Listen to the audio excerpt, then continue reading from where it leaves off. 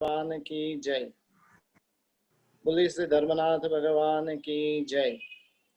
बोले श्री विमलनाथ भगवान की जय। बोले श्री महावीर स्वामी भगवान की जय। बोले श्री अनंत लब्धिदान श्री गौतम स्वामी महाराज की जय। आज से हम एक नए विषय के अंदर प्रवेश करने जा रहे हैं और आज का विषय है श्रावक जीवन के 12 व्रत और उन 12 व्रतों को समझने का हम प्रयत्न करेंगे। श्रावक जीवन की ऊंचाइयों को यदि हमें पाना है, अपने जीवन को में यदि हमें बनाना है, तो उसके लिए आवश्यक है ये 12 व्रत। और इन व्रतों के स्वरूप के अंदर आज हम प्रवेश करने जा रहे हैं। रामायण में युद्ध का प्रसंग है। रावण और बाली के बीच का बहुत ही भयंकर कोटि का जंग रावण और बाली के बीच होने वाला है। लेकिन उस समय के अंदर इस युद्ध में लाखों लोगों का नाश होगा और इस प्रकार के चिंतन से वाली ने रावण के पास में अपना एक सुंदर प्रस्ताव रखा। वाली ने रावण से कहा,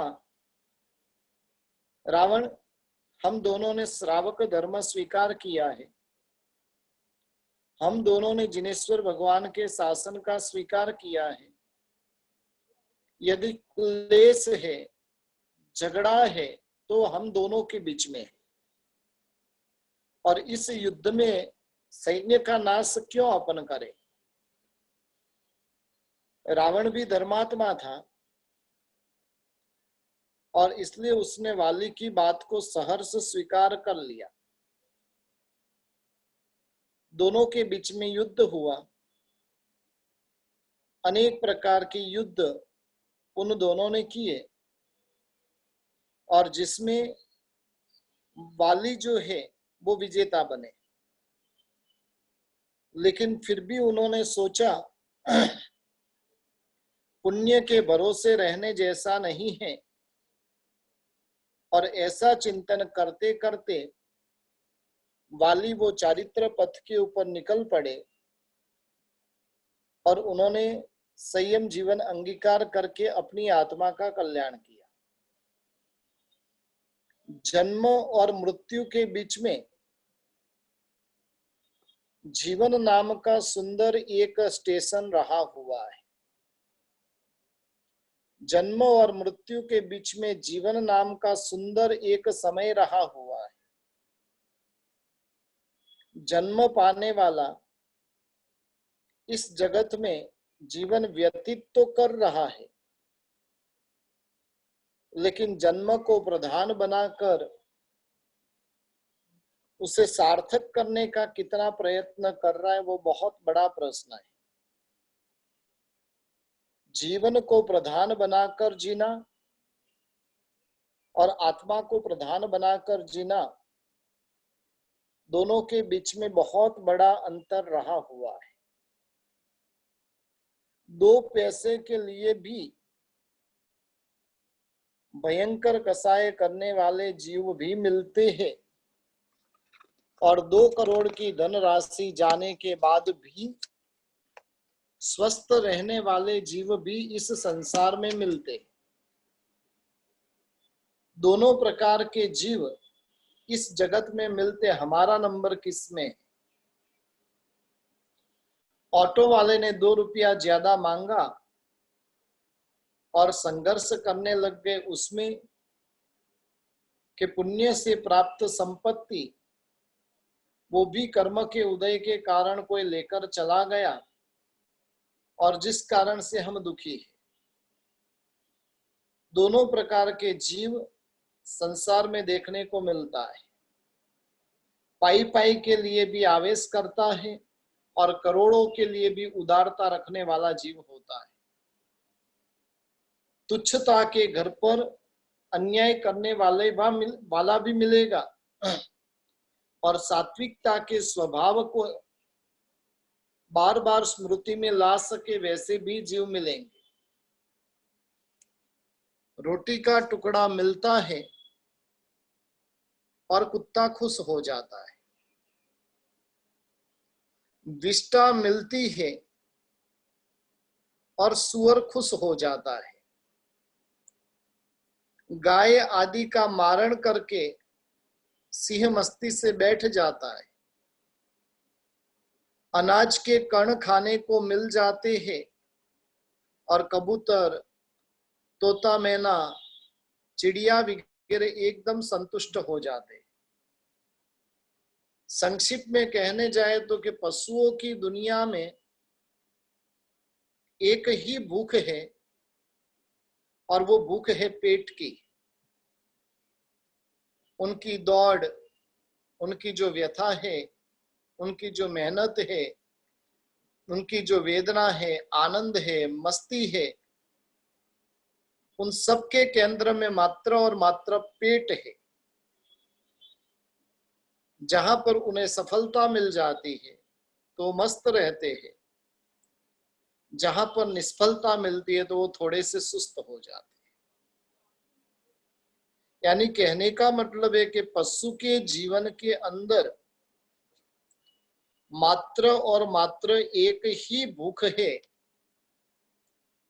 और वो भूख है मात्र पेट की।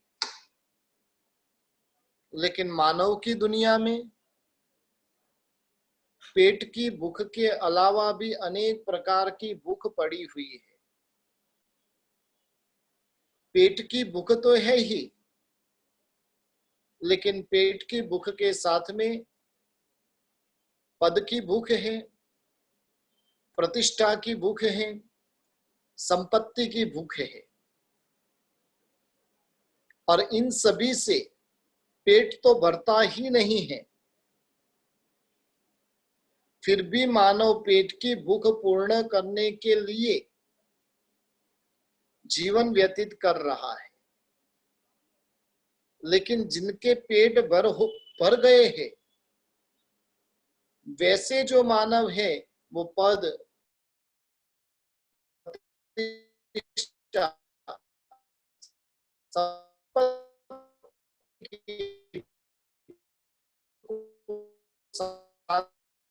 एक चीज तो होनी थी, लेकिन पद, प्रतिष्ठा, संपत्ति कर पाना बहुत ही, यदि पुण्य का साथ मिल जाए तो पद की, प्रतिष्ठा की और संपत्ति के भूख को भी हम शांत कर सकते। लेकिन इसमें सबसे बड़ा कष्ट ये है कि पेट के खड्डे को भरने के बाद में तृप्ति की डकार आती है, लेकिन पद, प्रतिष्ठा, संपत्ति की पूर्ति करने के बाद भी किसी भी प्रकार की डकार आती नहीं।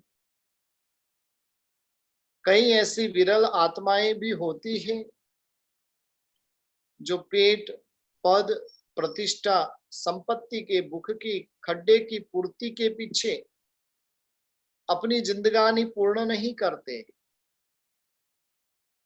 वो बस अपनी आत्मा शांति के अंदर ही, आत्मिक गुणों की प्राप्ति के अंदर ही वो जीव निरंतर प्रयत्नशील रहते। और वैसे जीव को आनंद की बात यह है कि परम पद की इस भूख को शांत होती ही विश्व की बाकी सभी की सभी भूख शांत हो जाती। जिसके भीतर में परम पद की भूख प्रकट हुई है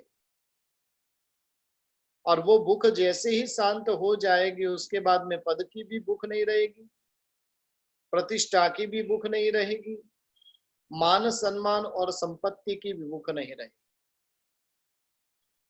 मानव जीवन हमें प्राप्त हुआ है।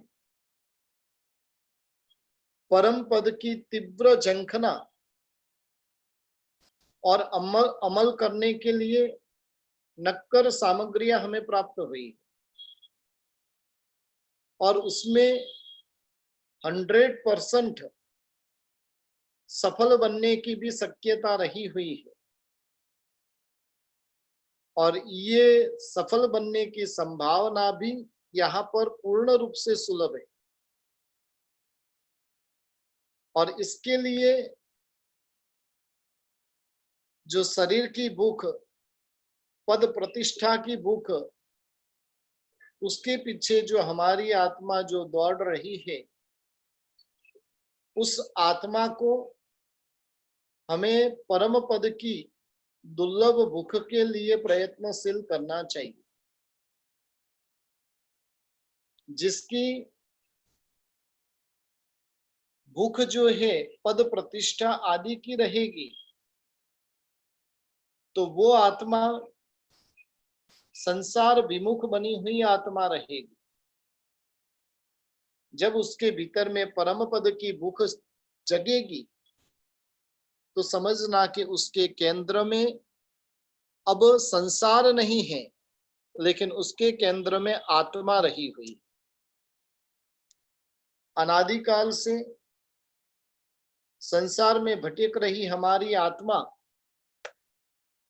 सतत कर्म बंधनों में बंध रही है। उन बंधनों से यदि छुटकारा पाना है, परम पद की प्राप्ति करवानी है, तो उसके लिए अद्भुत ऐसा जिन शासन हमें प्राप्त हुआ है। एकमात्र पूरे विश्व में जिन शासन ही ऐसा है जो इस प्रकार की भूख को शांत कर सकता है। लेकिन जिन शासन की जब पहचान ही नहीं होगी, उस समय के अंदर यह जिन शासन हमारे लिए और अधिक चिंता का कारण बन जाता है। अनंत गुणी, अनंत कल्याण के कारक ऐसे कारक तीर्थंकर भगवंतों ने जगत के कल्याण के लिए शासन की स्थापना की। अनंत काल से जीव के मस्तक पर चली आ रही जन्म और मरण की आपदाओं का अंत लाने के लिए, मोक्ष की प्राप्ति करने के लिए, अनादि काल की जो भयंकर ऐसी दुर्गंध को, मिथ्या ज्ञान की जो दुर्गंध को जड़ से समाप्त करने की अमोघ शक्ति यदि किसी में है, तो वो शक्ति मात्र और मात्र जिन शासन में रही हुई। नरक और तिर्यंत गतियों के, दुर्गतियों के द्वार पर यदि ताले लगाने हैं और देव और मानव रूपी भव रूपी सदगतियों के द्वार खोलना है, तो वो खोलने वाला भी यदि कोई है तो ये जिन शासन है। जीवन जीने की वास्तविक कला यदि कोई सिखाता है तो वो ये जिन शासन सिखाता है। मानव को सच्चे अर्थ में मानव बनाने वाला, शैतान की शैतानियत को मिटाकर उसे इंसान बनाने वाला और अंतिम चरण के अंदर उसे भगवान बनाने वाला भी यदि कोई है तो ये अनुपम जिन शासन रहा हुआ है। जिस जिन शासन ने आज दिन तक अनंत आत्माओं की शैतानियत को खत्म कर कर उन्हें इंसान बनाया है, और इंसान बनाने तक ही वो सीमित नहीं रहे हैं, लेकिन वहां से भी आगे बढ़ते हुए उनको भगवान बनने तक की भूमिका तक पहुंचाने का काम जिन शासन ने किया है। भयंकर में भयंकर हिंसक को भी इस जिन शासन ने तारा है, चाहे वो दृढ़ प्रहारी रहे, अर्जुन माली रहे, बहुत ही भयंकर लुटेरा ऐसा रोहिणिया चोर रहे, हिंसक लुटेरे को भी तारने का काम इस जिन शासन ने किया है। और ऐसा अनुपम जिन शासन हमें प्राप्त हुआ है। वासना के बंधनों में सदैव के लिए, बंधनों से सदा के लिए मुक्ति दिलाने वाला और अंत में शाश्वत सुख प्रदान करने वाला यदि कोई है तो वो ये जिन शासन रहा हुआ है। यानी अनादि काल से जीव वासना रूपी दुर्गंध के अंदर जीव आनंद को प्राप्त कर रहा है, लेकिन उन वासनाओं को तुड़वाने वाला यदि कोई है तो वो जिन शासन है। अनंत तीर्थंकर परमात्माओं ने हमारे ऊपर कितना बड़ा उपकार किया है। जिन शासन रूपी नैया को इस संसार में तैरते रखकर उन्होंने अपने पर कितना बड़ा उपकार किया है। क्षण भर के लिए यदि विचार करें, यदि यह जैन शासन नहीं होता तो क्या होता। इस भव रूपी समुद्र में कहां कहां पर हम भटकते रहते, कैसी भयंकर हमारी आत्मा की अवदशा होती, दुर्गति होती। गंभीरता से यदि इसे चिंतन किया जाए तो जैन शासन के प्रति अहोभाव जगे बिना नहीं रहेगा। पूज्य हरिभद्र सुरीश्वर जी महाराजा ने तो छेक यहां तक कह दिया कि यदि अनमोल ऐसे जिन शासन की प्राप्ति हमें न हुई होती तो वास्तव में हमारा अस्तित्व ही नहीं होता था। दुष्म काल के इस दोष से, दूषित दोष से बचाने वाला यदि कोई है तो ये जिन शासन है। और इसलिए हरिभद्र सुरीश्वर जी महाराजा कहते हैं कि यदि जिन शासन न होता तो हम अनाथ होते। क्या हमें परमात्मा के शासन के बिना की अनाथता के दर्शन होते हैं? अनाथता लगती है, लेकिन वो कब? जब मन चाही संपत्ति नहीं मिली और तब हमें अनाथता महसूस होती है। असरणता भी लगती है, लेकिन जब मन प्रिय वस्तु व्यक्ति की मृत्यु हो जाती है तब असरणता लगती है, असहायता भी लगती है। व्यवसाय में, बिजनेस में जब बड़ा परिवर्तन हो जाता है, अकल्पित जब मंदी हमारी कमर तोड़ देती है, तब असहायता भी महसूस होती है। आंधी आई है, जीवन में आर पार छेद हो जाए वैसे अचानक भयानक तूफानी पवन हो और तब अनाथता का अनुभव होता है। लेकिन जिन शासन नहीं मिलने की कल्पना में कभी अनाथता लगी है कि नहीं? और ये बहुत बड़ा प्रश्न है। जगत के पदार्थों के पीछे अनाथता लगना वो मोहाधीनता है। जिसकी आत्मिक दृष्टि प्रकट हो जाती है और उसे जिन शासन की जब प्राप्ति नहीं होती है तब वो अपने आप को अनाथ महसूस करता है।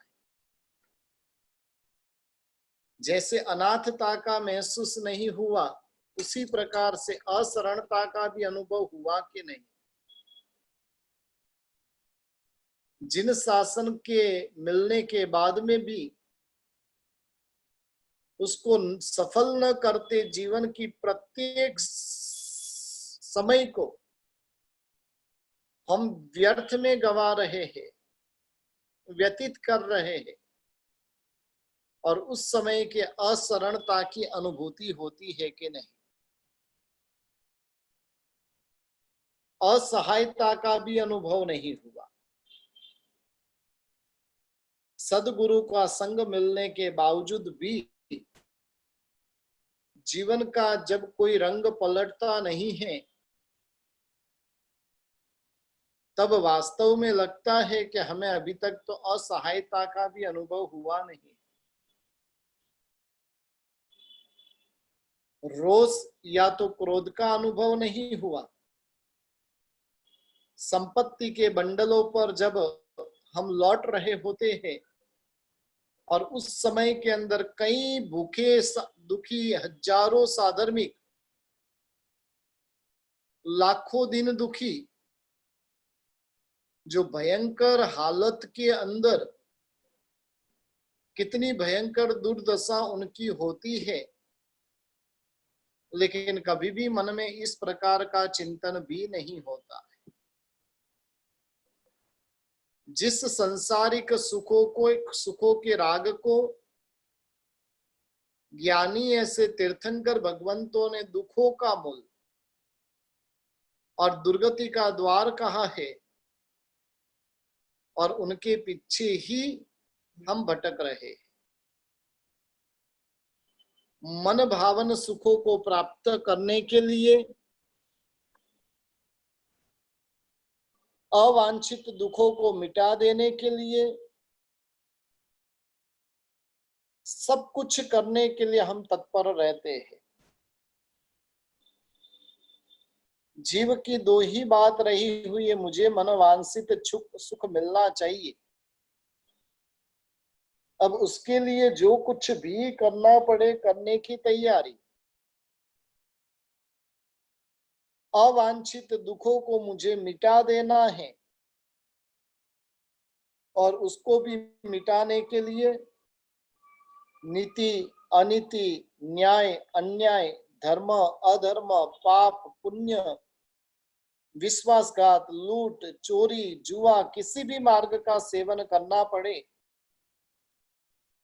लेकिन उसे प्राप्त कर लेना है।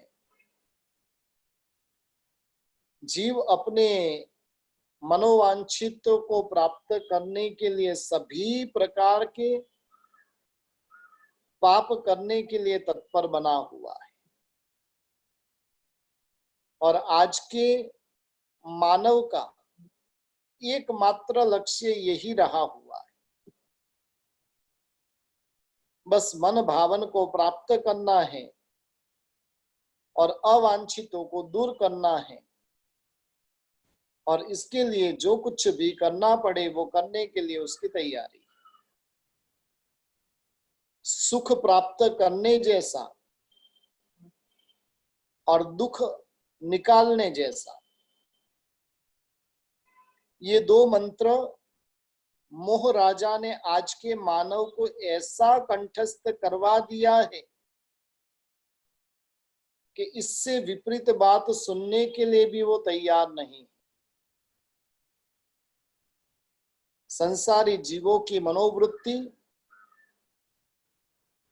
बस सुख प्राप्त करने जैसा है और दुखों से छुटकारा पाना है, और ये दो बात निरंतर लगभग सभी जीवों के भीतर में रही हुई है।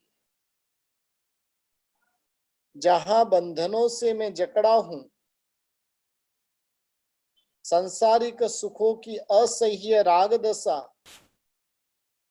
और दुखों के प्रति जो द्वेष बुद्धि, यही जो मेरे संसार परिभ्रमण का कारण रही हुई।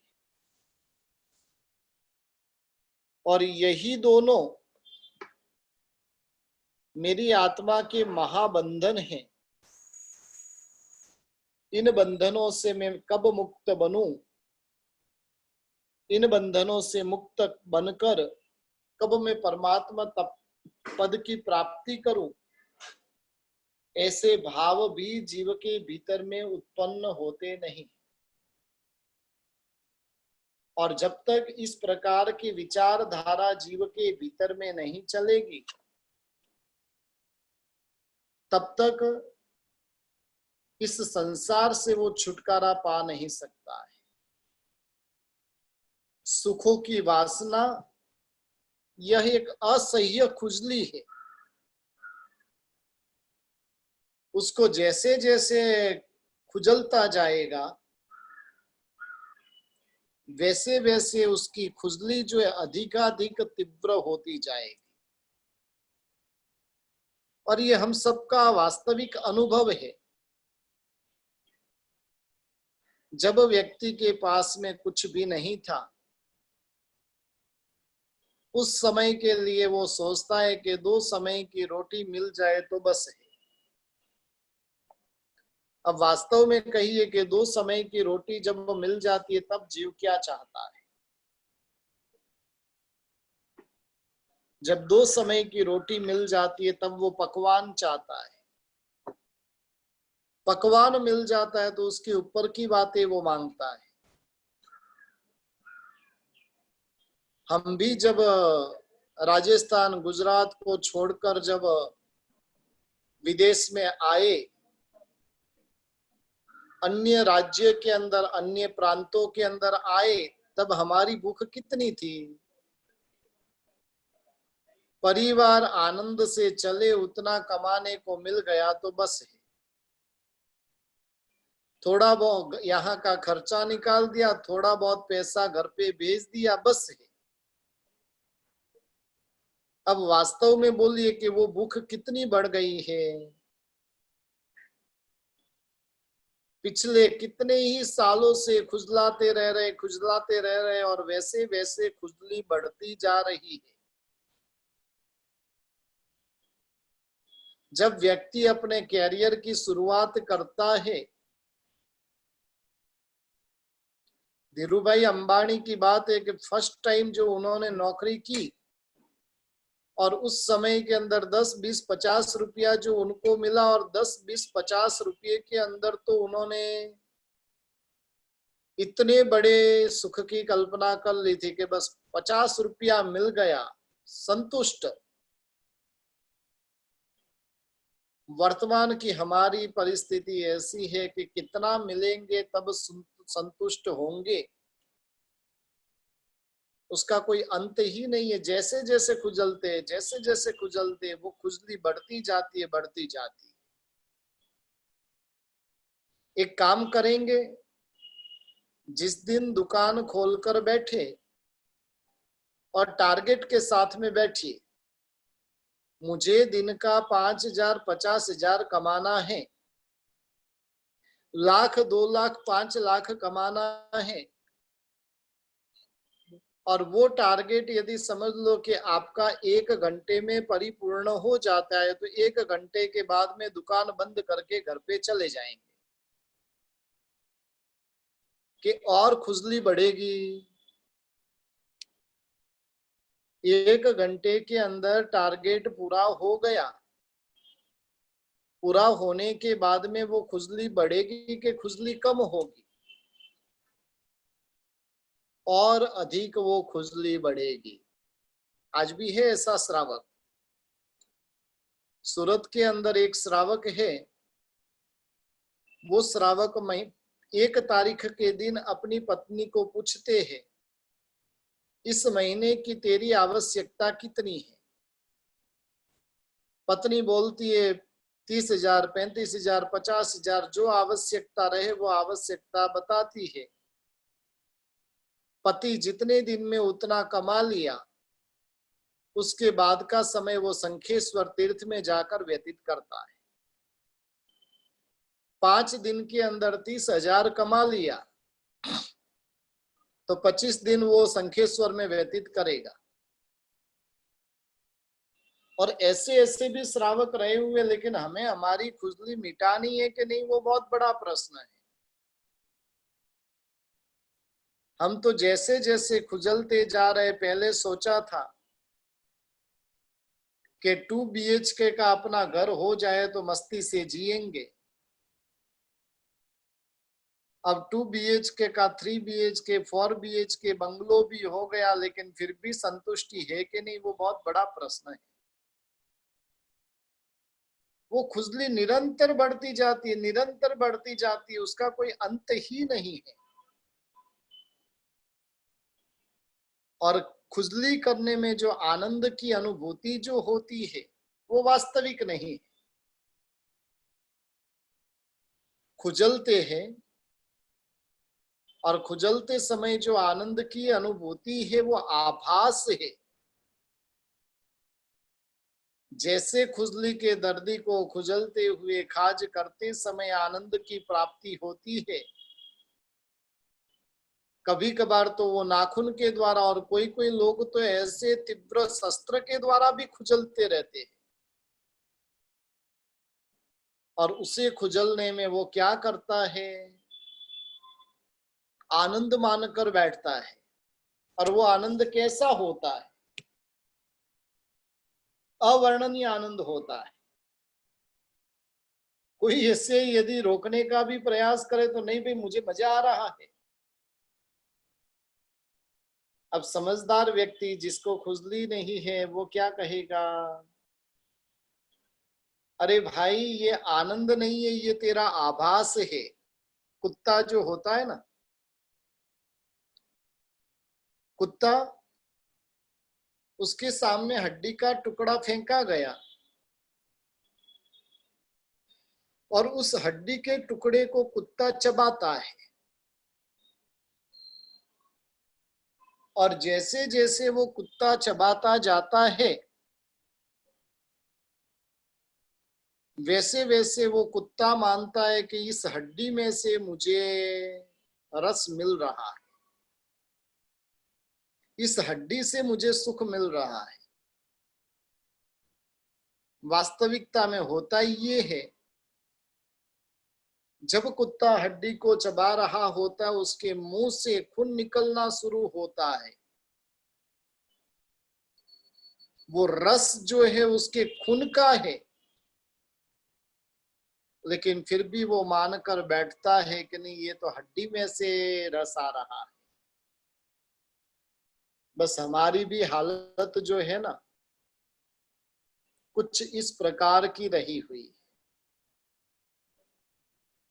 हमारा आनंद जो है वो आभास है। वास्तव में कुत्ता हड्डी के एक छोटे से पीस को भी खा नहीं सकता, ये वास्तविकता है। चबाएगा जरूर, लेकिन उसे खा नहीं सकेगा।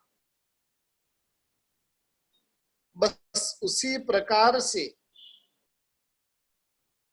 हमें भी जो सुख की अनुभूति पुद्गलों में हो रही है,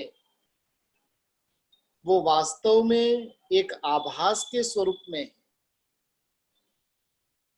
यदि खुजली करने में वास्तविक आनंद है, तो समझना कि भी जगत के सब लोग खुजलते ही रहते। यदि खुजली करने में वास्तविक आनंद होता, तो खाज होने के बाद भी आनंद की अनुभूति जारी रहनी चाहिए थी। लेकिन उससे विपरीत होता है। बहुत ही जोर जोर से नाखून के द्वारा खुजला, और खुजलने के बाद में वहां पर तीव्र जलन प्रारंभ हो जाती है। खुजलने के बाद में वही दर्दी चिल्ला उठता है। उसकी वेदना जो है वो असह्य हो जाती है, और वेदना की असह्य यातना के सामने खुजली के वक्त के आनंद की काल्पनिक अनुभूति अग्नि के निकट में रहा हुआ बर्फ जैसे पिघलकर विलीन हो जाता है, ऐसी होती है। अग्नि के पास में बर्फ रखा है, वो बर्फ पिघलता ही जाएगा और क्षण भर में उसका अस्तित्व खत्म हो जाएगा। बस उसी प्रकार से जब तक खुजलते तब सुख की अनुभूति होती है, और खुजलने के बाद में, खुजलना बंद होने के बाद में तो भयंकर जलन प्रारंभ हो जाती। सांसारिक सुखों की वासना की खाज भी यदि वास्तव में सही है तो फिर भले ही सुंदर स्पर्श वाली हो, काम वासना में मौज शौक करना हो, जीभ से सुमधुर आस्वाद लेना हो, नाक से सुगंधी सेंट इत्र आदि की सुगंध लेनी हो, कानों से सुमधुर फिल्मी गीतों को सुनना हो, पांचों इंद्रियों के सुंदर पदार्थों के भोगने की लालसा जो होती है, उसे वासना कहते हैं। और इस वासना को अच्छे से समझ लेने की जरूरत है। वासना का अर्थ होता है, वर्तमान सामान्य समाज स्पर्शनेन्द्रिय के वैषयिक सुख को भोगने के समान समझते हैं, लेकिन वह स्थूल अर्थ है। सूक्ष्म अर्थ तो है पांचों इंद्रियों के मन भावन पदार्थों की जो भोगने की लालसा, पांचों इंद्रियों के मन भावन पदार्थों को भोगने की जो लालसा है, और उस लालसा का नाम वासना है। जीव के भीतर में सतत ये वासना उत्पन्न होती रहती है। वासना वो खुजली है,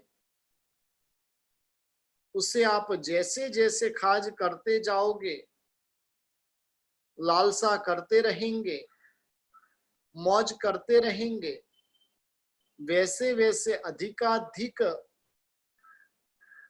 प्रकाश करेगा, भड़क उठेगा, और उसकी आग जो है वो तीव्र तीव्र तीव्र होती जाएगी।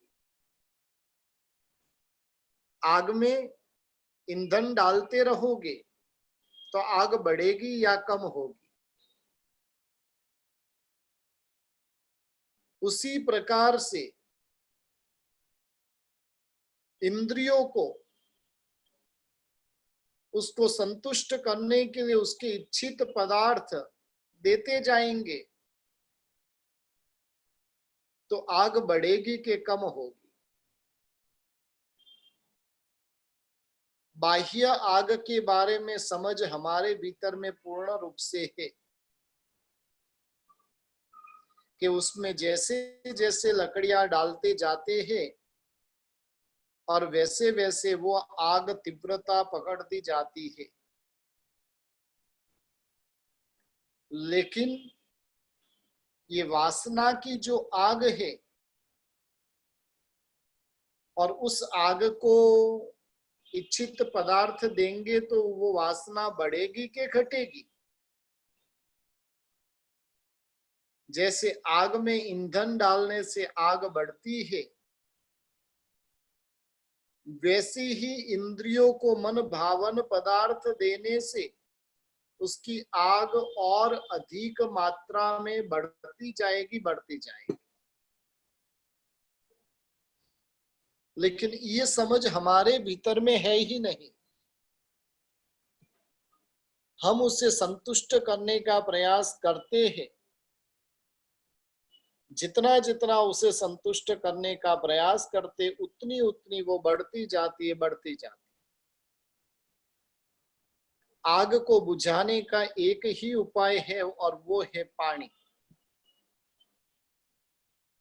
आग के ऊपर लकड़ियां जैसे जैसे डालते जाएंगे तो आग बढ़ती जाएगी, लेकिन उसके ऊपर पानी डालते जाएंगे तो आग बुझ सकती है।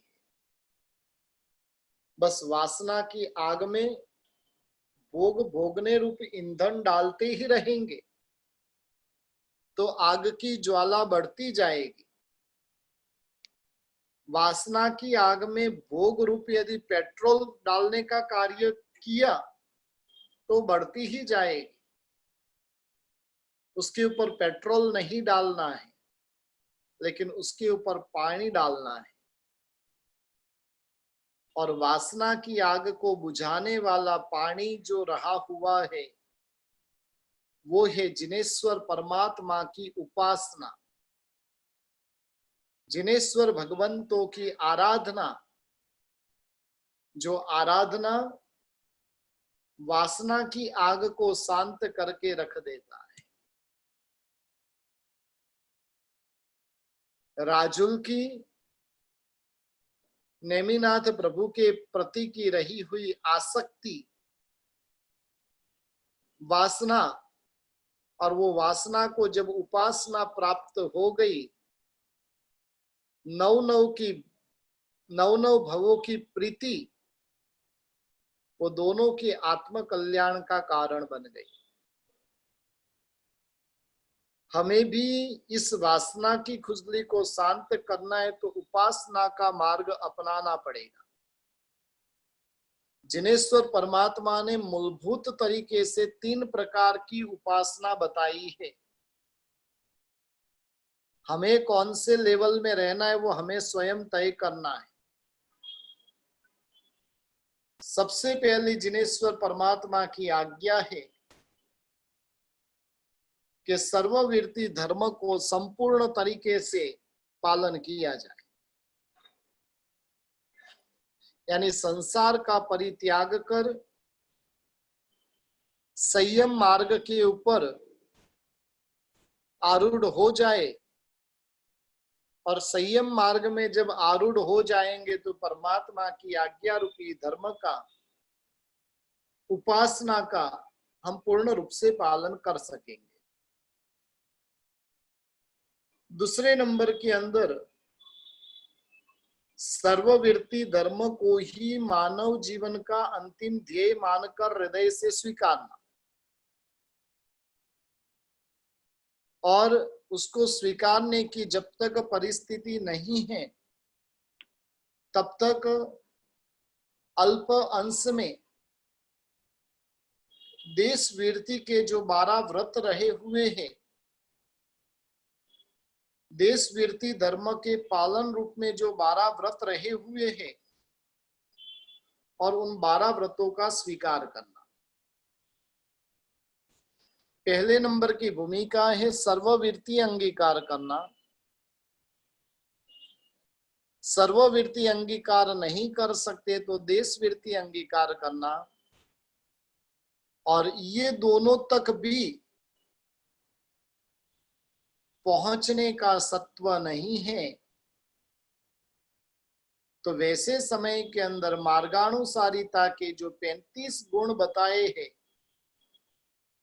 और उन गुणों का स्वीकार करना चाहिए। अब अपना लेवल कौन सा है वो हमें तय करना है। वास्तव में 12 व्रतों के संबंध में हमारे दिमाग में बहुत बड़ी बड़ी भ्रमणाएं रही हुई है, और इसलिए व्रत स्वीकारने की बात आती है व्रतों से दूर भागते हैं। किसी भी प्रकार का व्यक्ति जो धर्म में जिसने इतना प्रवेश नहीं किया है, और वैसा व्यक्ति भी अपने जीवन के अंदर व्रतों का पालन आसानी से कर सकता है। आप आपके जीवन में विशेष कोई परिवर्तन किए बिना भी व्रतों का पालन आराम से कर सकते हैं। कुछ भी लाइफस्टाइल को कहीं पर भी चेंज नहीं करना है, और फिर भी आप जैसे जीवन जी रहे उसी जीवन के अंदर 12 व्रतों का पालन आराम से हो सकता है। लेकिन हमारे दिमाग के अंदर व्रतों के प्रति की कई इस प्रकार की गलत फहमियां हमारे भीतर में रही हुई है और इसलिए व्रत लेने की बात आती और हम दूर भागते। जरूर सर्वोवृत्ति अंगीकार करना है तो बहुत कुछ परिवर्तन करना पड़ेगा, बहुत कुछ नहीं, सब कुछ परिवर्तन करना पड़ेगा। सब कुछ परिवर्तन किए बिना सर्ववृत्ति प्राप्त नहीं होती है। लेकिन देश वृत्ति जो जीवन यदि आप जैन धर्म के अंदर हो और जैनत्व का जो जीवन है उसमें 12 व्रतों का पालन आसानी से हो सकता है किसी भी प्रकार के परिवर्तन के बिना, और वो भी सत्व नहीं है तो फिर मार्गानुसारिता के 35 गुण हैं। 3 प्रकार की भूमिका बताई। अब हमारा लेवल कैसा है?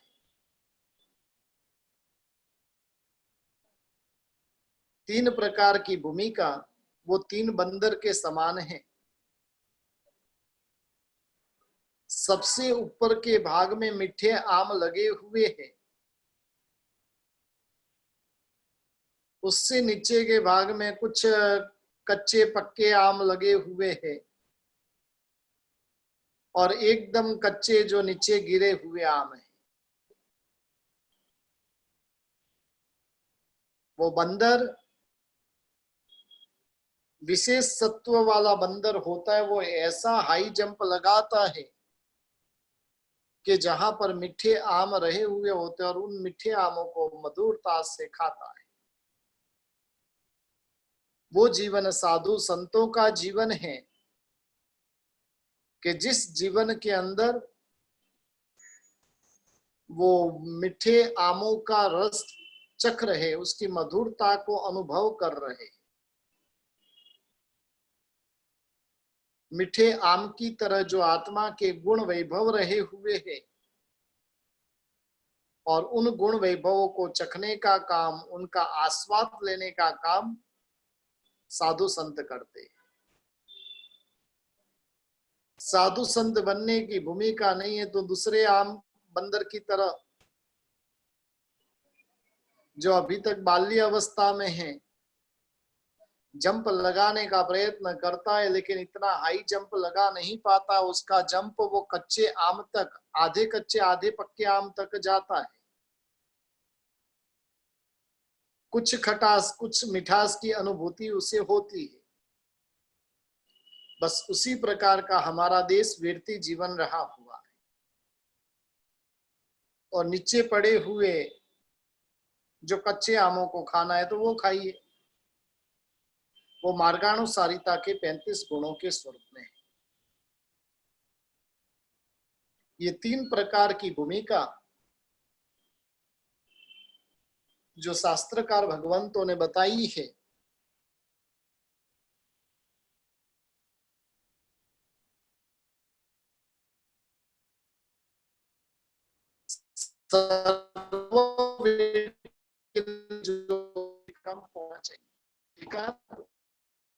जीव को सन्मार्ग तक ले जाता है। यह व्रतों का पालन मोक्ष रूपी मार्ग को अनुकरण करने वाला बनता है। लेकिन इन